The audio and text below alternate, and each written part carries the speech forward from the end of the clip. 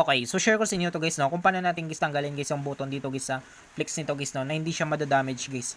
Yan. So una natin gagawin guys ay mag-inject muna tayo dito guys ng flux guys, no, para maiwasan natin guys masunog ito guys yung flex na ito guys. Yan. Sunod natin guys ay gagamit tayo dito guys ng soldering iron natin guys, no. So tatanggalin natin ito guys, no. At kailangan rin natin dito guys ng lead guys, no. So kuha lang tayo guys ng lead natin.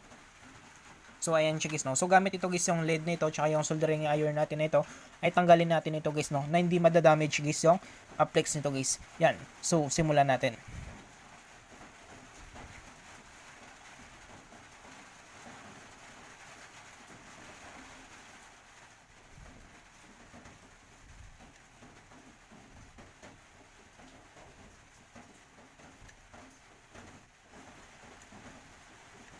So ayan siya guys, no. So natanggal natin guys.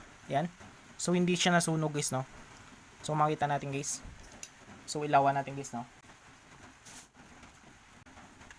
So ayan siya guys, no. Yan. So kung makita niyo guys, hindi siya nasunog guys. So linisan natin guys, no.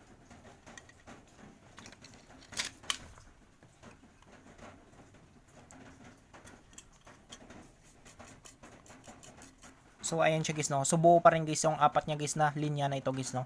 So pwede na tayong mag-install guys ng panibagong button nito guys, no. Yan. So I hope guys na makatulong sa inyo itong video tutorial natin. Sa mga bago pa lang sa ating channel guys, no, huwag natin kalimutan guys i-click guys ang subscribe at yung notification bell button para ma-update ko kayo guys sa susunod natin guys na video tutorial. Thank you guys and God bless sa lahat.